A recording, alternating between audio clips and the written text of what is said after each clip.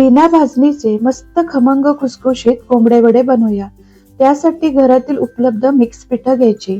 तांदळाचं पीठ, बेसन पीठ, गव्हाचं पीठ, ज्वारीचं पीठ आणि बारीक रवा।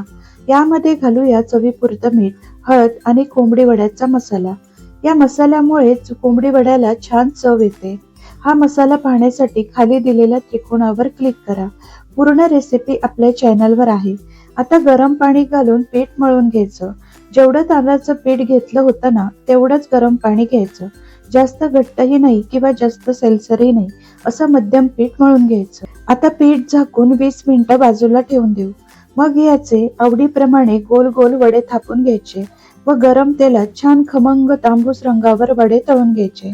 तर पहा, वडा किती छान टम्म फुगलाय। चिकन रश्श्या सोबत हे वडे खूपच मस्त लागतात। एकदा नक्कीच बनवून पहा। आवडली ना रेसिपी? चला मग पटकन सबस्क्राईब करा।